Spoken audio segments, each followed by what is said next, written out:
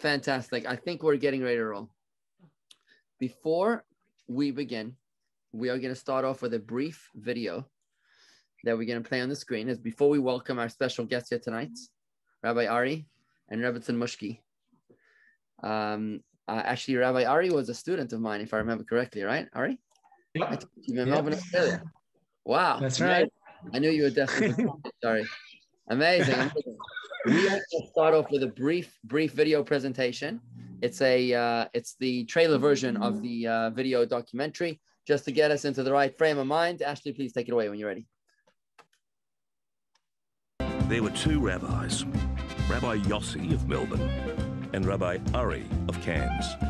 In partnership with their wives, they are hitting the road on an unlikely mission, the search for Jews. We're about to go Jew shopping. These Outback rabbis scour this vast land looking for lost members of the tribe. Do you know any Jews that might live in? No, not mine. No, I don't. No. No. They are members of Chabad, an ultra-Orthodox Hasidic sect whose religious duty is to connect Jews to Judaism. For weeks at a time, the rabbis go bush in their synagogue on wheels. You could say it looks a little bit weird, it's loud and it's in your face, but that's the point. Lots of people here who have never met a Jewish person. The Chabad of Rara slogan is "No Jew will be left behind." Every day, their faith will be tested. These city slicker rabbis are heading into the unknown on a mission from God, creating a community for the Jews of the Outback. Just like the Jews were hunted down once with hate, now it's the time for them to be hunted down with love. Thank you very much, Ashley, for that. Really appreciate the beautiful video. And without any further ado, it gives me great pleasure to introduce you to our very special guests here tonight. We gives me great pleasure to introduce you to our very special guests here tonight. You see, Chabad has got over 5,500 centers around the world. And we here in Palm Beach Gardens, life seems to be pretty calm and collected in Palm Beach Gardens. I remember when I was in Japan, Kobe, I think it was called. I was coming from Melbourne, Australia, which is where I met Rabbi Ari.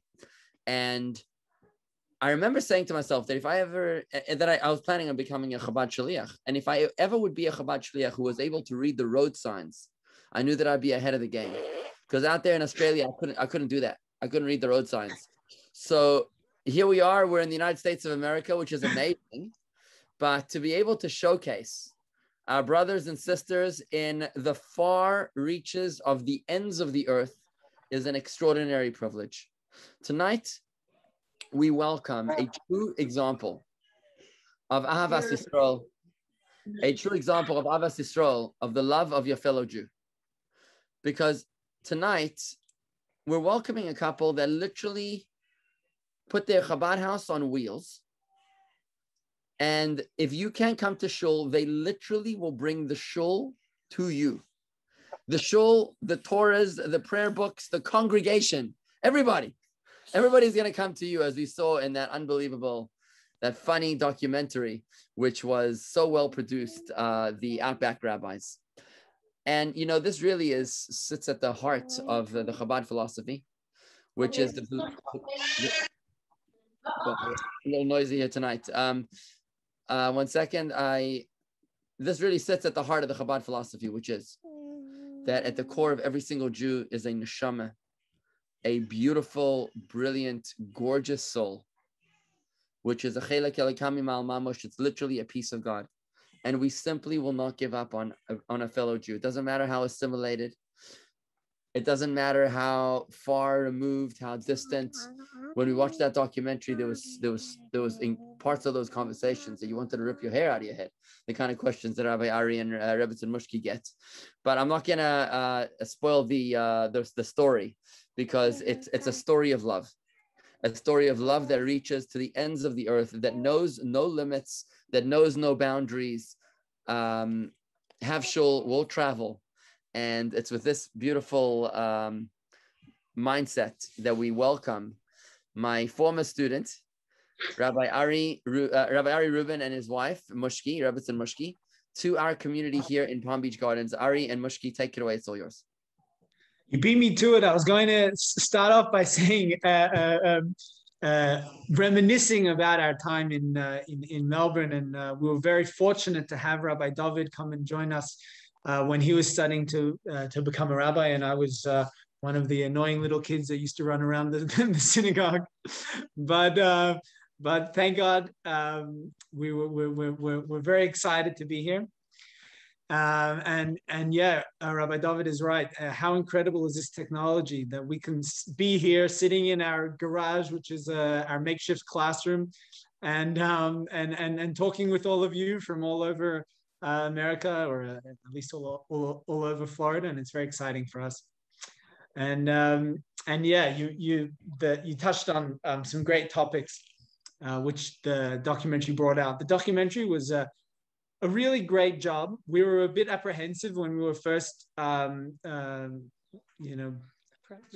by the producer and the director, because we weren't sure. We had seen some of his other works, and we weren't sure exactly how he was going to portray us. And as editors, they have full reign. They can take anything we say out of context, and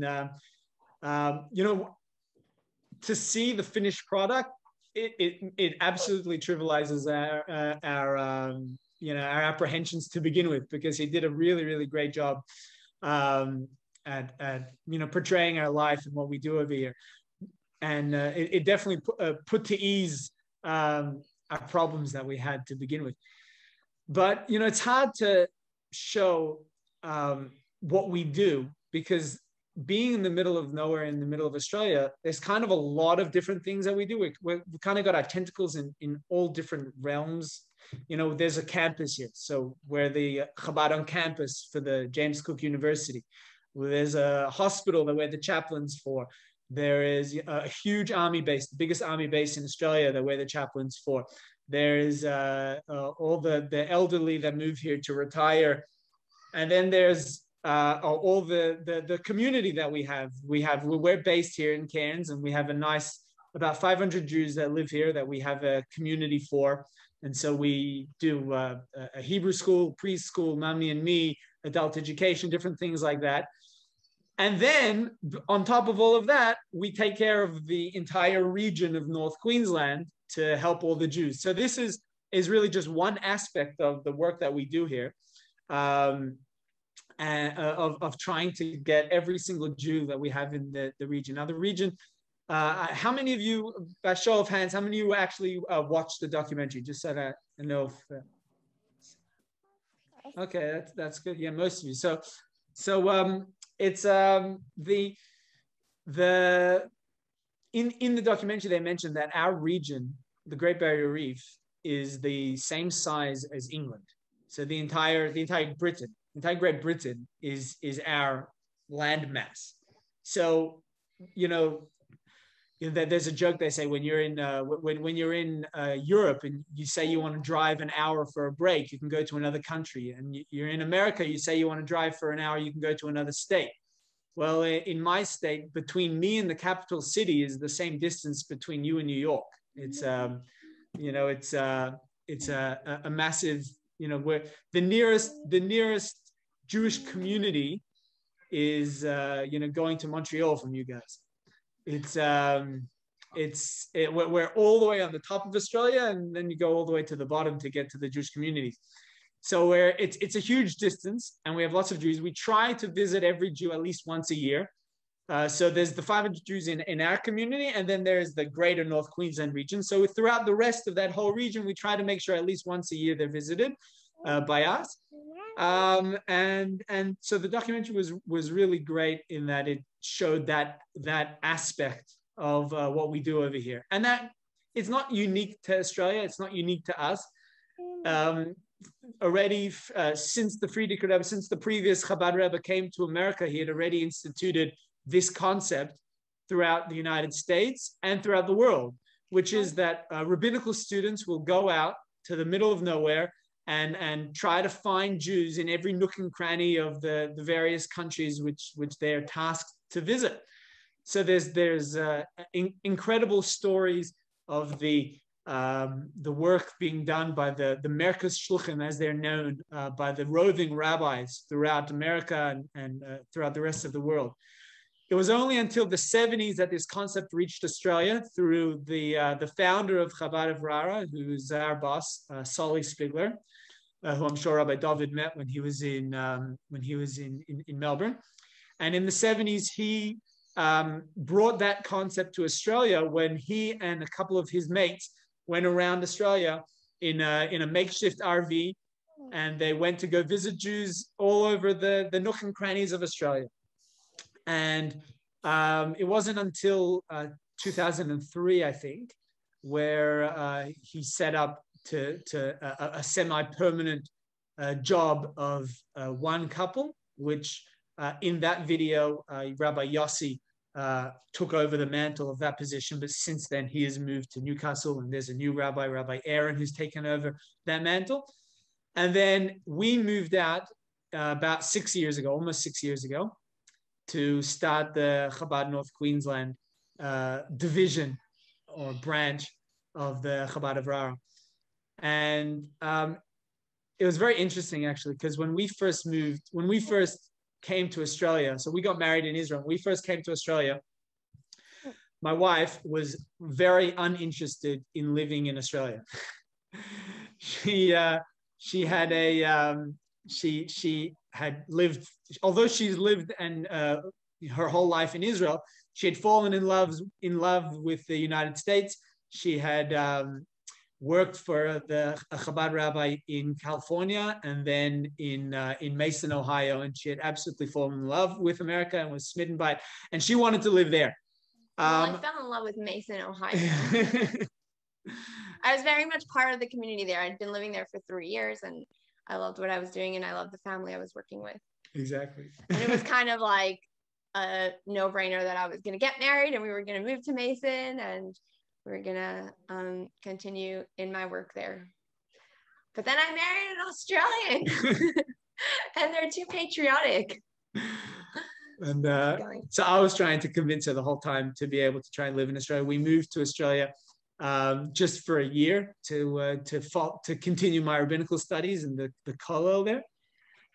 And so my parents were in on it, trying to get her to move here. And so they gave us a honeymoon to go to the Great Barrier Reef in a place called the Whitsundays. And Mushki loved it. And, well, it's the most beautiful place, and they sent us there for a week. It was kind of like, okay, let's hope that she falls in love with it. And yeah, it's pretty beautiful. And now we are the Chabad Shluchim to that part of the world, so it's pretty cool. I told Ari when we were there, I jokingly said, if we could be the Shluchim here, I would stay in Australia. So it didn't happen right away, but within. Yes, that's right. Wow. Yeah, so it took another year and a half. At the time, Ari laughed. He's like, no Jews live up here. Like, there's no shliach here because there's nobody here. But turns out he was wrong. Yeah, and but yeah, thank God we've really found our niche over here, and it's got its pros, it's got its cons, but it's exciting and we love it.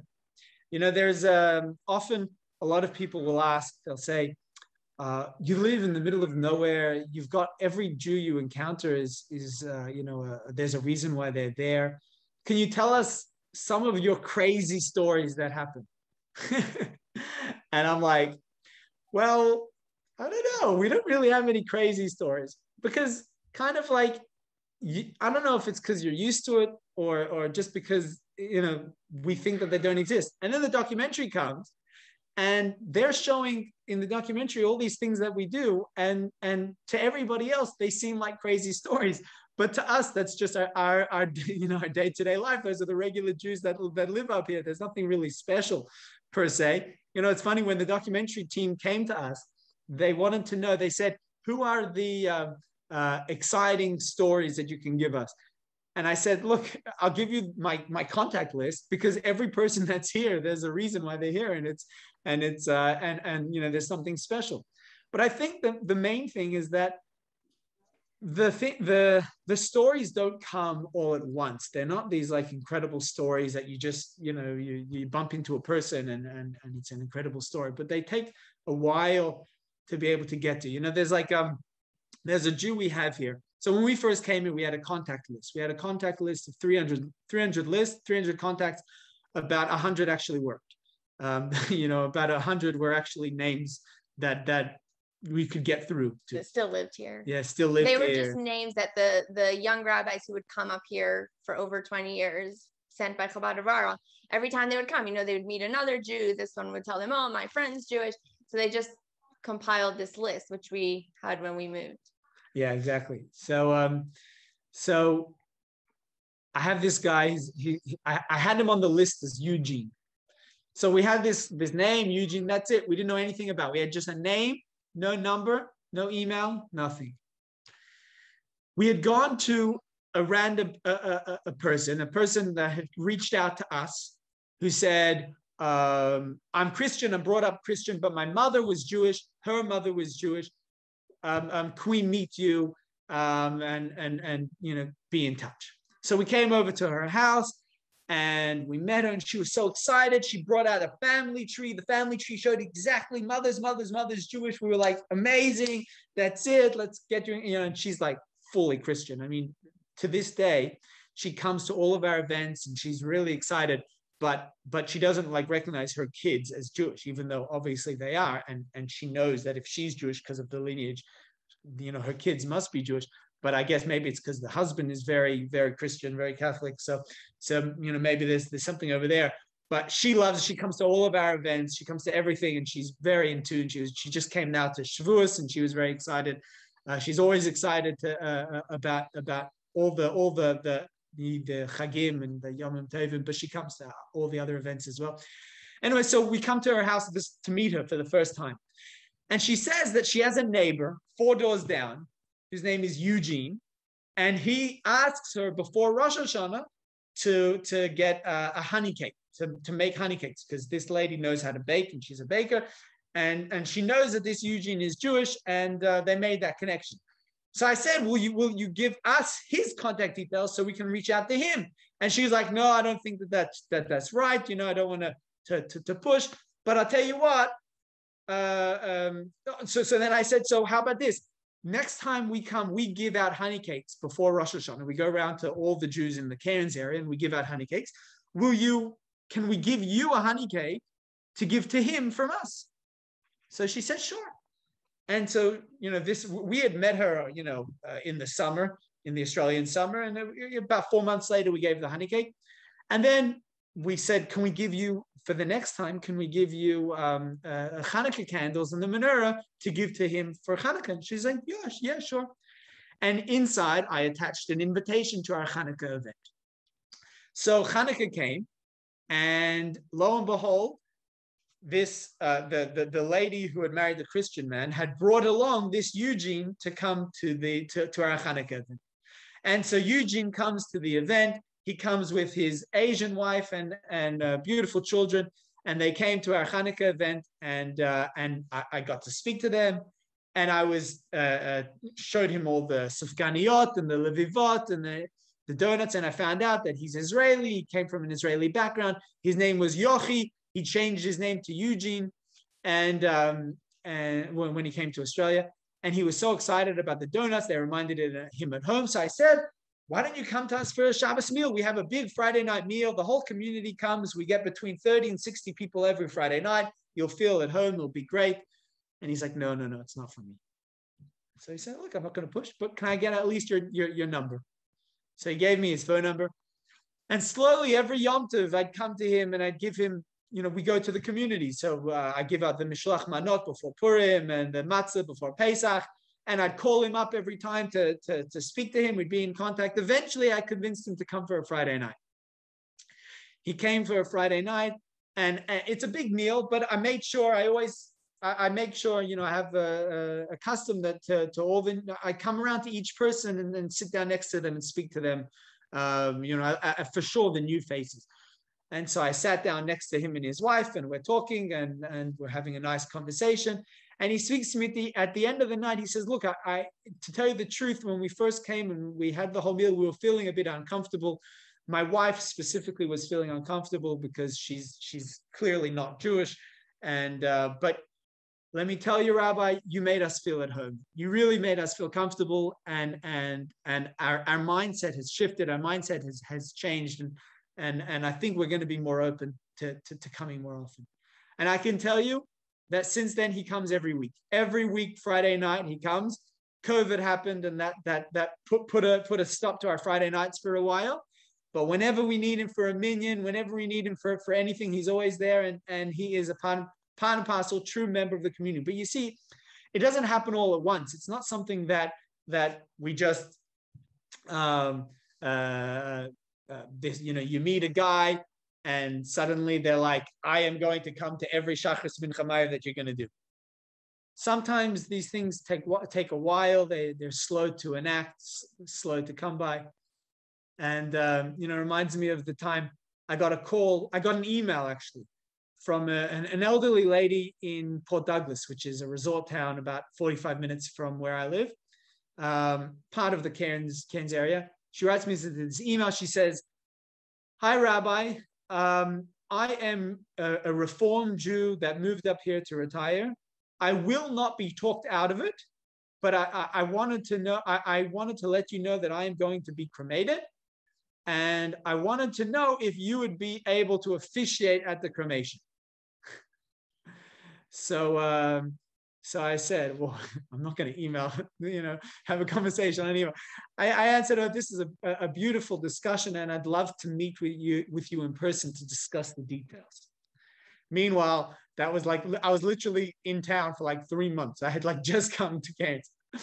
And so I sent an email at that stage, it was before the WhatsApp groups. So we had a shluchim email, a joint shluchim email with all the other shluchim in Australia. So I sent this email. I'm like, help, what can I do?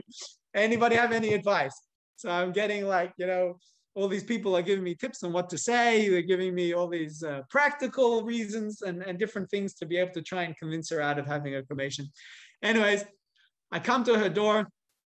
I meet her in person. And we have a great discussion, and I hear out all of her concerns, and I tell her, look, I start answering all the concerns one by one. Her main concern was money, but she had other concerns as well, and we were able to go through them one by one. And I was telling her, look, if it comes to money, would be happy to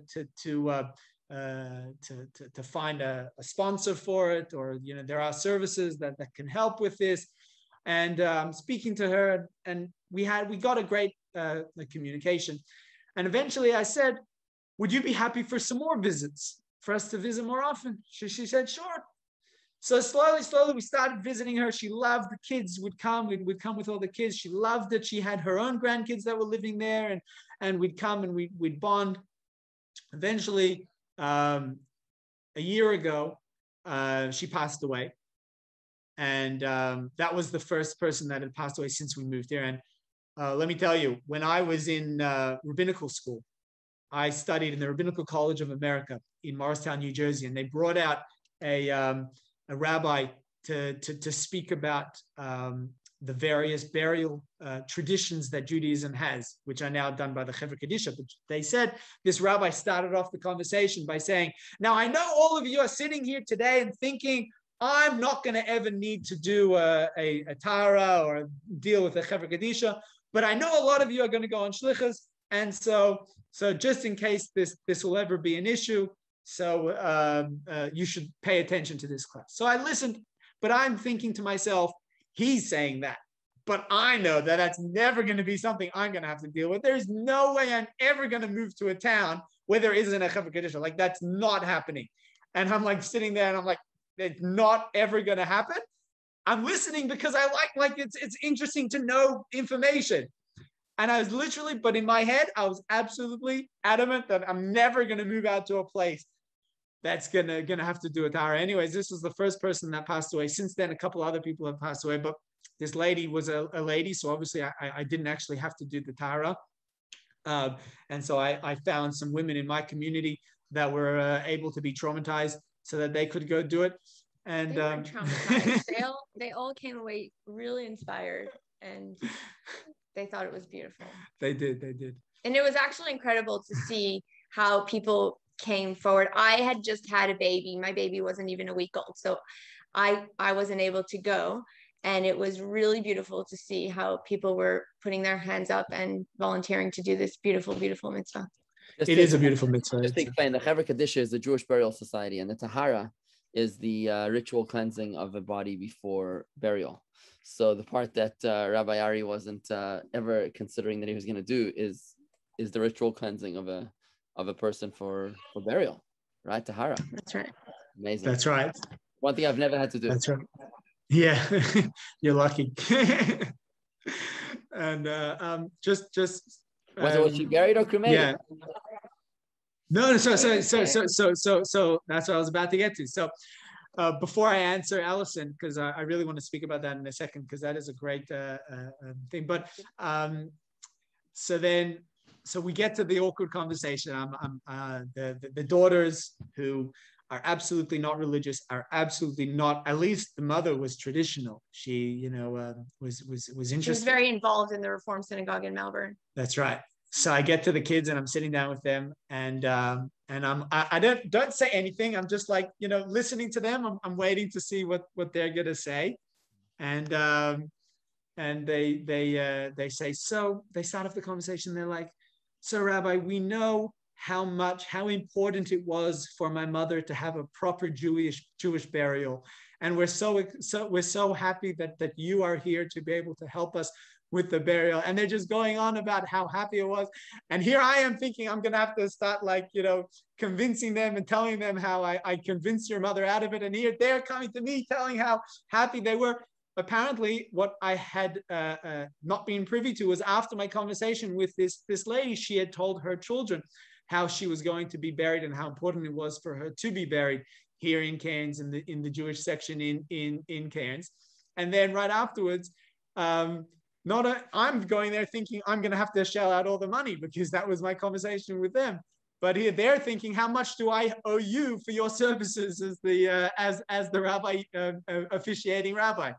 So thank God, I'm like, look, as long as in my head, I'm thinking, as long as you pay for the burial, I'm for doing everything for free. I'm fine with, the rest. So, and thank God, you see that the connection that we have, to the Jewish people, to our Jewish brethren, are able to affect. And of course, this is all from the Rebbe's vision of sending us out and sending out Rabbi David and sending out all the rabbis throughout the various parts of the world to foster that relationship with the other people, to help them in any way that we can, to shore up this continuous Jewish family, this family that we have all over the world. So just before I continue, because this is a great point, Alison says that their aunt and uncle live in Cairns, Australia, and their name are Robin and Kevin. Of course we know them. Robin is so sweet, and she always speaks about you. We always hear about all of her family. I hear so much about all of her different children and her nephew and nieces, throughout the world. We were hearing all about her daughter in Italy and all the rest of the world. And she was telling us about her last year. She was telling us about that usually for Pesach she comes to us for the Seder, but because of COVID she was able to have the virtual Seder on Zoom with seeing her family from all over the world.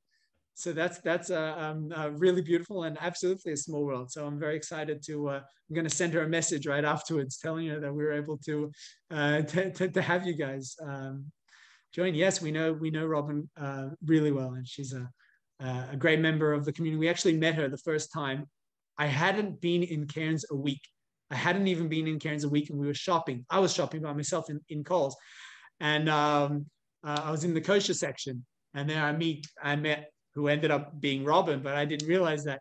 And she was there with Kevin, and we were just talking, and then we realized that she saw me, and she realized that we were Jewish, and we invited her for Shabbos, and it was a really cute connection, a great way to start off our first week in Cairns. So it was we hadn't even had an email address, so she gave me her card. But wow, what a small world. Yeah, absolutely. So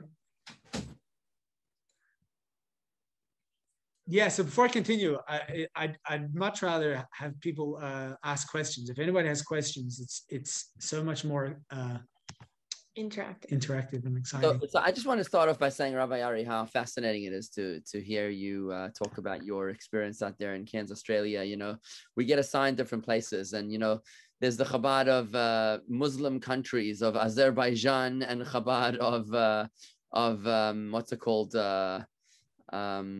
Turkey, you know, and then there's the Chabad of the place that I went on my honeymoon. It's quite amazing that you went. That's pretty impressive. You know, I thought that Palm Beach was as close as we get to paradise, but maybe the Great Barrier might be a little upgrade. It's fascinating to hear your take on it, but it would be really interesting to hear Rebbetzin Mushki's take on living life out there in the middle of nowhere. Cairns is northeastern tip of Australia. It's and actually not too far from Indonesia, if I remember correctly, or Malaysia, the biggest Muslim country. We're closer to Papua New Guinea than we are to the nearest Jewish community. So, or even to Brisbane. Or even, yeah, it's our capital city. Wow, I think it's like a 45-minute flight from Cairns to Papua New Guinea to Port Moresby, and we're a 2-hour flight to Brisbane, which is also the nearest Chabad Shliach to us. I actually made it to Brisbane when I was out there in Australia. I went there for Purim, but that was as far. I went to Perth and Brisbane. That was as far as I went, but I didn't even think of going out to Cairns. But Rebbetzin Mushki, what's it like preparing for Shabbos? What's it like shopping, cooking? What's it like? I mean, is there a mikveh in Cairns? What is Jewish life from a woman's perspective like?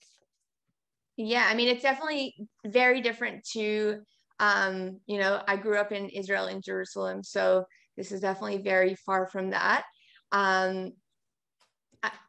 Yeah, like by now it's like, it's hard to even think of anything else, right? This is my life. It's been my life for 6 years and we love it. But I would say probably like the biggest things that come up as challenges, I would say, are education for our children, which obviously there is no Jewish school here. So we do have a small preschool, which our kids are 30% of. And we have a Hebrew school, but yeah, we homeschool our kids. So that in itself is an adventure. And our kids just, you know, in the movie, they're like these little toddlers, but the movie was filmed quite a while ago. So as of now, our children are 6, 4, and 2. And yes, they keep us pretty busy. Another thing that, you know, a lot of people don't think of is there's no kosher restaurant here. We have a very small kosher section in our supermarket. So every meal that we eat has to be cooked in our house 3 times a day. There's no, you know, oh my gosh, I had such a hard day, let's order pizza, or let's take the kids out for a treat. That doesn't exist. So if we want to have an ice cream party, we have to make ice cream. So that's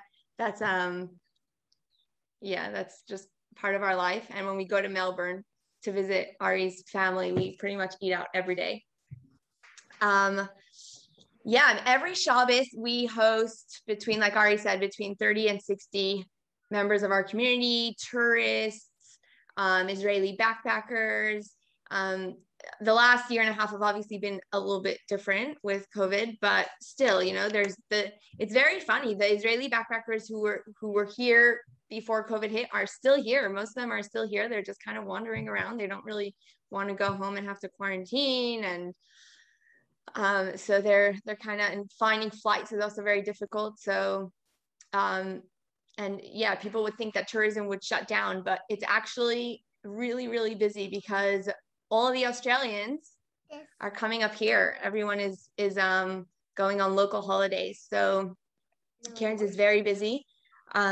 Yeah, we kind of, you asked what it's like cooking for Shabbos. So I actually cook with Ari. Ari is my right-hand man in the kitchen. We kind of do everything together, which is really nice. And yeah, we kind of have our division. Ari does all the fish and the meat. I don't touch that. And I do all the salads and sides and dessert.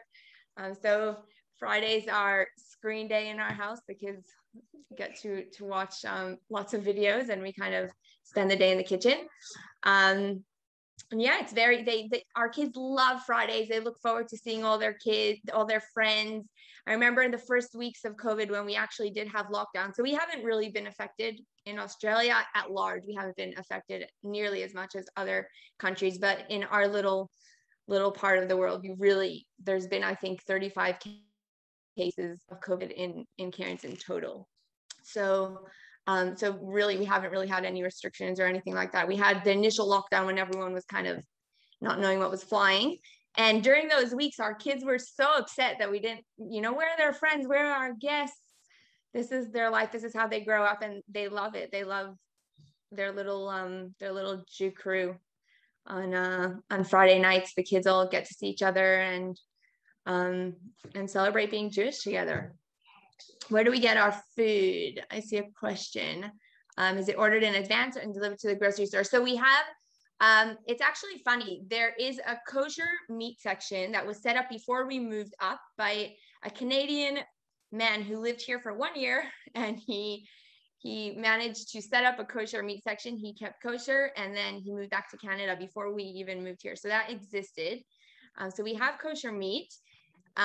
We have a small kosher section, like I mentioned, with dry goods, mostly Israeli products, that was set up because there's an Israeli man who works for the big supermarket chain. It's called Coles. It's the main supermarket chain in Australia. And he does it because he likes the Israeli product. So every 2 years, they move their managers around to a different store. You don't want them to get too comfortable. So every store that he's worked at, he's opened a little kosher section. So you find little kosher sections around, and everyone knows, oh, Arnon must have worked here. Arnon must have worked there. It's very funny. And it takes a few years until they realize no one's actually buying the stuff if it's out in the middle of nowhere, and eventually they close down. But our kosher section, which is in the Coles near us, is still up and running. And yeah, so we do get a shipment twice a year of frozen, all of our dairy and some other, things like puff pastry and I don't know, random things, novelty things that you can't find here. So we get a big shipment. We have 6 freezers in our house. And counting. Yeah, our electricity bill is not very not so eco-friendly. Yeah. What is the population Jews in Australia, and are you in actual face-to-face contact with Jews on a daily basis? Yeah, so we see Jews, our community. So our community, as Ari mentioned, in Cairns, numbers around 500, we estimate. The rest of North Queensland is probably another 300-400. What's the Jewish population in Australia? I don't know. I think Melbourne has what, 10,000? I would have no idea. I'll Google it. 20,000? Somebody Google it quickly. Jewish population in Australia. Yeah, I'm not sure. But what's interesting about the Jewish population in Australia is that it is hugely affected by the Holocaust. A huge majority of the Jews who came to Australia came after World War II. They just kind of wanted to get as far away as possible. And if you watched the documentary, you saw Henry's story. And Henry actually recently passed away a few months ago. And his parents were Holocaust survivors, and they raised him as a Christian because they were still scared of being hunted down, and they were scared to identify as Jews. And he tells, I don't remember if it was in the documentary, he says how as a kid they used to go to church, and there was like this whole group of men, all these dads who wouldn't go into the church. They would all stand outside. The moms would take the kids into the church, but the dads just couldn't bring themselves to go in, and they were all these Jewish families. So he grew up in Brisbane. Yeah, so that's an interesting, that kind of thing comes up a lot. You meet a lot of Jews that don't even know that they're Jewish, and then they hear, on their grandmother's deathbed, she let them know that she actually came from a Jewish family. That's something that happens quite a lot in Australia. per Rabbi Google is 97,000, approximately 97,000 Jews in Australia. There you go. Thank you. Well, there's about 500 in Cairns. Very small percentage. Every Shabbos, or how often do you get a minyan? Is there a minyan? Not very often at all. Not very often. We hardly ever get a minyan. We'll get a minyan if there's enough. What? You have 60 Jews on a Friday night dinner. You can't pull a minyan on a Friday night. Yeah. We always end up with a minyan, but they we used to call the minyan for 6 and the meal for 6:30. So everybody comes for the meal at 7. We want to make sure they miss the service. So we'll look. We just got a minyan 2 nights ago. My father's in town at the moment, and he had to say Kaddish for his father. So we can get a minyan whenever we need for somebody in the community to say Kaddish. We can get a minyan. We just got that was for the Shachrit, for Ma'ariv, and for the Mincha. So we can get a minyan when we need it. We don't get from the community big minyanim because then we can't get them when we need it. So we don't push them for regular minyanim, and then we end up getting about like once a month or so, or once every 2 months, whatever, for anything that we need. So for example, we'll get for all of the Chagim, we'll get a minyan. We'll get a minyan for Pashat Zachor when you're supposed to get a minyan for that, and anytime somebody needs a Kaddish or something like that, so we'll get a minyan. But it's not that we don't ever get a minyan. If there's enough religious tourists that come that want a minyan, so in this time period, usually for Shabbat, we can get a minyan. So we end up getting a minyan for Shabbat mornings, but it's not from the community, it's from the tourists that come to visit. So in this time of year is peak season because we get the tourists from all over the world and from all over Australia coming. So we can get a easier like that. How often do we go on the road in our caravan? So the caravan, we don't have the caravan. The caravan's basically it's reserved for all the rabbinical students to use. So they use the caravan. We just use our regular car. They had us in the caravan for the movie just because it looked good, but we don't actually use it. We don't. A little secret. Yeah. North Queensland is we have enough bases. So for example, when we go down, whereas there's the furthest that we'll go is 10 hours down south to a city called Mackay. So we have a Jewish family from Melbourne. Rabbi David will probably remember the Herzog family, and the Herzogs have a house it's near Proserpine, whatever. It's near the Whitsundays. So they have a house there. So we use that as our base. So our house and that house is a base. So we'll travel to that house and then travel to all the cities down there and then go back. So we're not staying on the road. We're just it might be a 10-hour trek, 8 hours from our house to that house, but at least we know we're there, and then we'll visit the Jews in that area. In the general trips that we do, I do. Every 2 weeks, I go down to Townsville and I spend the night at a Jewish family in Townsville. And I visit, so Townsville is kind of in between the Herzog's house and our house. So that's another place that we'll stay. So I spend the night in Townsville and I visit the Jews over there. So that's about every 2 weeks, I'll go to visit the Jews in that area. And each time I come there, I'll visit a different city along the way or a different town. By now, we've basically been to every town that we know of that has Jews, but we're still finding more. We find more all the time. People tell us about other Jews. Some Jews meet another Jew and they'll tell them. Rabbi, we often tell people that Chabad. When we tell people what Chabad is, we say Chabad is like your cellular service, your cell phone service. In America, it's called Verizon. Or I don't know what you have out there, Vodacom or something in Australia. Yeah. So I say Chabad is like Verizon. Wherever you are, we've got you covered. And your story is literally fulfillment of a biblical prophecy, which says V'atem to look to echad shivtei Yisrael. It says that before Mashiach will come, each and every single last Jew will be accounted for, will be found in order to be brought back home. And the way that you lovingly speak about a Jew in Townsville and a Jew in McCoy and a Jew this and a Jew there is just unbelievable. And such a lesson for us to think about how you'll literally travel 10,000 miles to reach out to one Jew. We here in Palm Beach Gardens, we probably have 500 Jews in, within 5-minute walk of our houses, 10-minute walk of our houses.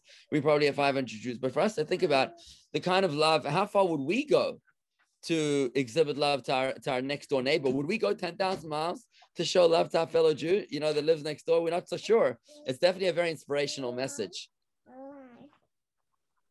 Rabbi Ari, I very much enjoyed the documentary, but my favorite part was when you met with Krusty and presented him with the tefillin. It really brought a tear to my eye. His emotion. If you could tell us a little more about him and about the experience. Sure. I'm sure that made all of your efforts worthwhile when you saw the look on his face and the hug that he gave you. Absolutely. Krusty is a special soul. Since then, since the documentary, we've put him in contact with JNet. I don't know if that's made it to Palm Beach, but JNet is a fantastic organization, and he learns once a week with he's not even a rabbi, just a regular religious Jew in Melbourne. And at the beginning they were learning the basics, and now they're learning the code of Jewish law. He's absolutely a phenomenal Jew. In fact, there's a really beautiful story that happened right after the documentary aired. So Krusty is a wedding planner in Magnetic Island. Magnetic Island is right off Townsville. It's an island where you can literally swim off the island and see the Great Barrier Reef. It's surrounded by reef just meters away. So it's a beautiful, people go there all the time. It's a big tourist attraction. So he's the wedding planner for the island. And it's funny, his email address is iwanttomarryyou@gmail.com. I think he's an officiator. I don't think he does both. Yeah, he does everything. Yeah. So he tells me, he calls me like literally right after the documentary aired, and he said the first time that it aired on the Australian SBS channel.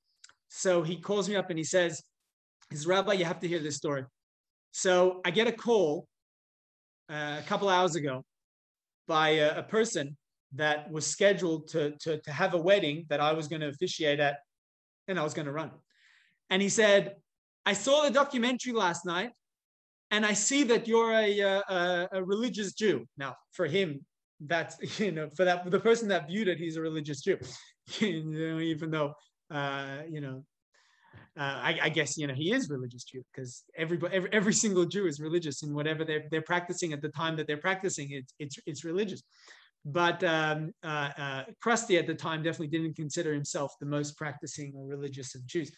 And he said, this person said, "I'm an atheist, and I don't feel comfortable having you officiate at my wedding. I want to cancel having the wedding done in Magnetic Island, and I'm going to find somewhere else to do it." So Krusty says, "That's fine." He's very spiritual, and he believes in God, and he believes in destiny and everything. So he's like, "I understand totally. Don't worry, not a problem." He calls me up that night to tell me that you won't believe it, but I don't know if he said that, because usually he would say you would believe it. But I got a call an hour ago. I just got off the phone from a person that called me up out of the blue and said, "I am so sorry to do this to you, and I totally understand if you don't have any availability, but my wedding plans just fell through, and I need to I'm looking to get married on a certain date, and I'm calling around to see if anybody can have a wedding on that date, and I wanted to know if I could have a wedding in Magnetic Island on that date." And he says the date, and it was the exact date that this person had previously just canceled. So he's like, absolutely, a position just became available. So he says, and so you can see he calls me up to tell me, how can a person not believe in God when something like that can happen? So Krusty is a really beautiful story that Krusty has, and to this day, every time I come to Townsville, he'll get offended if I don't call him to tell him I'm coming first. He's a beautiful soul, and he has a big connection, and he actually finds Jews for us on the island. He has found 3 other Jewish families on Magnetic Island for us. In Magnetic Island, they call him the rabbi of the island. It's interesting how that was such a great story. Thank you for sharing that about Krusty, and Rob, thanks for bringing it up. You daven on the street corner in the movie, and out there in the talis and the tefillin, and you're like a tourist attraction. Everybody's taking pictures of you. They thought you were going to fall over or something. At the same time, you visited some sort of a Nazi museum with your family, right? I was curious to know if you could share with us what anti-Semitism might be like out there. You're obviously a very visibly Jewish figure. Have you ever experienced anti-Semitism? Have any thoughts to share with us on that? Sure. So first of all, in regards to the Nazi thing, so we actually found that place totally by accident. In fact, the producers and the directors had got us to visit that place, which was the Townsville Fair. So it's a fair. It's kind of like a.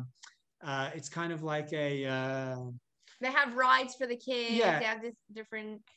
Yeah, it happens once a year. It's a week a year, and it's the Townsville has a public holiday, so everybody can go to this fair. So it's a big deal. It's a big fair, and so they wanted us to go. They got us to go there. I think that they wanted us to. They wanted some confrontational things to happen. They were expecting it, but they were definitely not expecting this, because we chose to go to that place. None of us knew what it was, but Mushki was nursing a 3-month-old, and the baby was crying, and we needed a place that was undercover, and everywhere in the fair was all open air. I was just looking for a place to sit down. There was nowhere to sit down, so there was this. It just building. Looked like this building, and I figured there'd be a bench in there, so I just needed a place to feed the baby. So I went in there, and you hear the baby wailing in the background. They kind of used that to like make the eerie. She was just hungry. She was just hungry. But so Mushki goes on the side with the baby, and I'm going there with our 3-year-old. And I go in, and I'm like looking at this, and I'm like, whoa, like what the heck? And then I had left, and the whole audio team, the sound guy, the film guy, the producer, director, they're all outside. There was even a photographer there, because that's when they took the photos for us. There was like a 5-people team. They're all outside. They had nothing. They didn't go in at all. They were just giving me privacy to go feed the baby, and then we were going to resume when I was done. So I come in, and I see this, and then afterwards, so they had the exhibit like finished, and then they had an Australian exhibit with people dressed up from World War II in the Australian Army uniform. So I see them, and I'm like, whew, am I glad to see you? It is definitely a lot more comforting being in this area than in there. And the guys heard that, because I was still mic'd up. So the sound team heard that, and they run in to see what was happening, what they just missed. And they see this whole thing, and they're like, oh my gosh, this is big. So then they start filming, and they're all like, that's when it all happened. And then the people that I was speaking to weren't high enough in the command to give a proper statement. So they then got the head guy to come, and it was like, the whole thing just unfolded totally unprepared, unscripted. It was all totally rare. But in regards to davening on the street and having the anti-Semitic thing said, I think that was more of ignorance rather than pure anti-Semitism. But yeah, there definitely would exist some sort of religious anti-Semitism in that sense. But of course, the main overt, I've never had any anti-Semitism in that sense. But the only anti-Semitism we've had as a community in Cairns has been anti-Zionism, but clearly anti-Semitism. We had a tattoo parlor in the city that had a sign on the door that said, "No Israelis served here." I mean, it's ridiculous. Out of all the nationalities, no Israelis serve them. I mean, the Israelis could be the Israeli Arabs, but they wouldn't serve them because they're Israelis.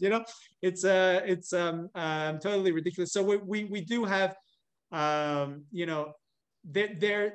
there's obviously some mild religious anti-Semitism, but I've never experienced that. And the 6 years I've been here, I've only had positive experiences from everybody. But the anti-Zionism is definitely there. And we just had a rally last week where that they called 150 people to come and protest what was happening in Israel, and it's ridiculous. So there is definitely still work for us to do in that front. But it was definitely a reminder that it's everywhere. If they could get 150 people to give out Free Palestine brochures and cairns, and it's everywhere, because pretty small town up here. Wow. Rabbi Ari, wait, I'm sorry. Sorry, Warren, go ahead. I was going to ask Rabbi Ari, finding Jews here and there and in different places and all. Are these homes identified with the mezuzahs and the kosher mezuzahs? And also, do you have the scribes in Australia? Or do you get mezuzahs from the States? So we do have a scribe in Melbourne, but he gets his mezuzahs from Israel, so he doesn't write them all himself. But we buy them off him, and we do get lots of mezuzahs, and I've, in the past month I've put up 4 mezuzahs, and we were supposed to put up another one and that's 4 separate people, not 4 in one place. So people do have mezuzahs on their doors, and people aren't afraid. Robin Clear has one proudly on her practice in the city, and business. There are many businesses in the city that put their mezuzah up proudly, and I get contacted all the time from Jews that want to put up a mezuzah, and I haven't had yet anybody that has been afraid to put up a mezuzah. We've put them up pretty proudly. I think we're not at the stage yet that people in this part of Australia would even know what that is. So I don't think it's, there's a problem. I don't think you would get, anything in that sense. I think, obviously the Jews know, but I think, where. Yeah, your average Australian walking by our house would have no idea that seeing the mezuzah on the door means that we're a Jewish family. People who grew up here have never met a Jewish person. They wouldn't know that the mezuzah is a symbol of Judaism. Well, it is very nice for us to know that anybody planning a vacation next, you got a home in Cairns, join Chabad and see the world. So we have friends now in Cairns, Australia, and the Great Barrier Reef. Be nice to make a trip out there one day, and you got a Friday night dinner built in with it, right? That's it. That's right. Rabbi, salads and sides, Father Everton, right? And of course, Rabbi Arian and Mushki, if you're ever in the United States, in Florida, we'd love to welcome you to our community here in Palm Beach Gardens, Florida. And I just want to thank you. I didn't ask you, by the way, what time is it by you right now? It is 10:30 a.m. on Thursday. So yeah, you're getting a glimpse of Thursday already. Oh, no, not too shabby. I thought it was like maybe 3:30 in the morning, maybe. I wasn't sure. No, normal. Very, very, not very decent. Amazing. Well, I want to thank you so very much for joining us here tonight. It's really been such a pleasure getting to know you. Could you give us any closing comments? Anything to leave us with? Some closing thoughts? One from you, Mushki, one from Yari. You go first. Okay. There's a story I love to say, which is just I was in the supermarket in Coles, Clifton Beach, and this guy runs over to me and he says, "Shalom Aleichem," and my first instinct was, how does this non-Jew know what Shalom Aleichem means? Like in my head, it was like, this guy's for sure not Jewish. And I was like, maybe he learned it on Google. Anyways, find out that he's not just Jewish. He comes from a religious background. He used to be a religious Jew in Israel, and he left the religion entirely. And he went to the middle of nowhere in Thailand, and he married a random Australian girl from Cairns. And he moved here. And he tells me he's already on the email list. He had met, I'm not the first Jew he met. He must have met one of the young rabbis that put him on the email list. So we had his email, but he's not interested in coming to anything. We continue the discussion, and he tells me that he misses his Talmud study. He misses learning the Talmud. So I tell him we have a Talmud class. We have a class. We'd love it if he joins. He says he's not interested, but he'll keep on looking at the emails. Eventually, he decides to come to one of the classes. He gives me a call. He comes and he enjoys it. He loves it. Slowly, he's coming to our classes. And then he starts coming to our Friday night meals. And eventually we realize that his wife is actually Jewish. Her mother's mother was Jewish. Holocaust survivor, came to England, and then eventually came to Cairns. And so he's married a Jew. So we're very excited about that. And we tell him, why don't you send your daughter to our preschool? So he starts sending his daughter to our preschool. And slowly, we're having more of a connection with them. And Mushki gets along incredibly well with his wife. One day he sends me a text, Saturday night. He sends me a text. He says, Friday, I had a moment of inspiration. I decided I wanted to light the Shabbat candles with my daughter. So I take 2 tea lights, I put them on the counter, I take a match, I hold her hand, I lift them to the candles, and I say, repeat after me, dear. And he starts saying the bracha, but before he gets a chance, after he said the first word, the daughter had rattled off the rest of the blessing by herself. And he texts me and he says, I know that she doesn't know that from me. She must have learned that from you. And I just wanted to say, thank you for not forgetting about this forgotten Jew. And I think that really sums up what Rabbi David does, what we do here, and what the Chabad rabbis do around the world. That when a Jew who is not interested will somehow get a moment of inspiration, and they have the match and they want to light it into a flame, they know who to call. They know that the Chabad rabbi will be there to be able to help make that flame go into the candle and light up their neshama, to help bring the flame of Torah to their lives. And I think that's what we do here, is to try and help every Jew find their soul, find their connection to God. Wow, that was some story, man. Thanks for not forgetting this forgotten Jew. Mushki, anything else you want to leave us with?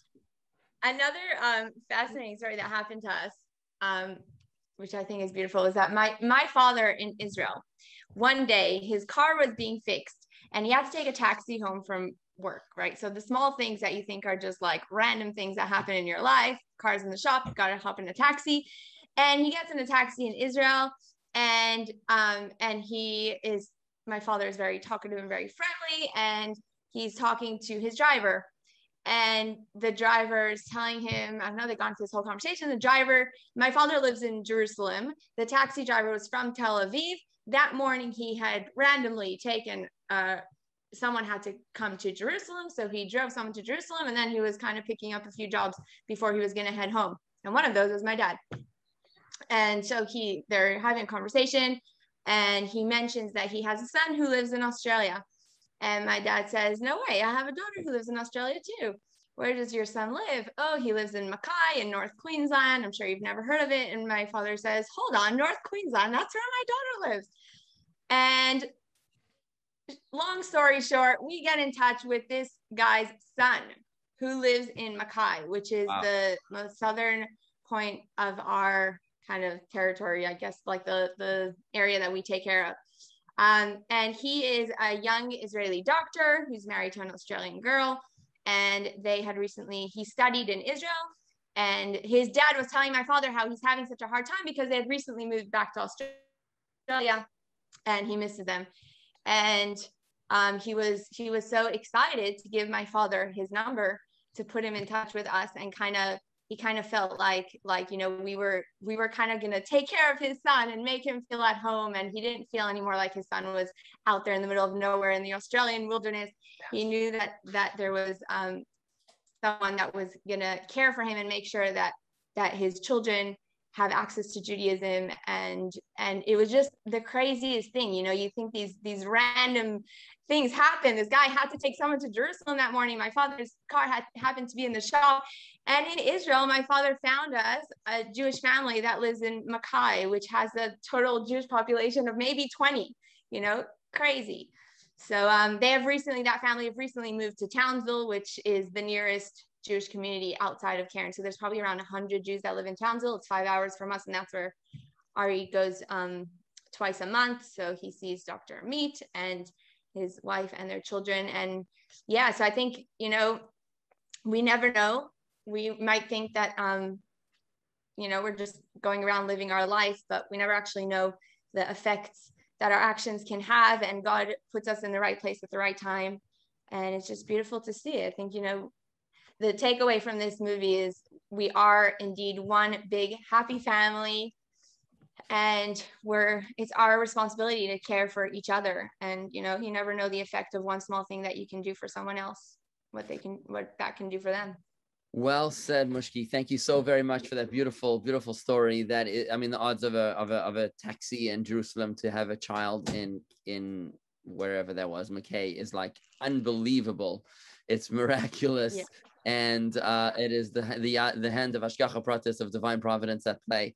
We are always connected. Hashem is always watching over us. No Jew is ever alone. And I think that's the takeaway here tonight. Thank you, Rabbi Mushki, Rabbi Ari and Rebbetzin Mushki, for joining us here tonight. What's your website? Do you have a website, Rabbi Reuben? ChabadNorthQueensland.com. ChabadNorthQueensland.com. If anybody wants to check out more about Rabbi and Mrs. Rebbetzin Reuben, ChabadNorthQueensland.com. It's not .com.au? Not just .com. Oh, okay. It's an interesting American website. ChabadNorthQueensland.com for more information. And thank you so very much, Rabbi and Rebbetzin Reuben. We really, really appreciate your being here with us. It's been such a pleasure and so very inspirational. Chazak, chazak, v'nit chazek, from strength to strength, and may you continue to be strengthened. We are all one. Am Yisrael Chai. Thank you for all the wonderful work that you do, and thank you for bringing that inspiration to our community. Thank you.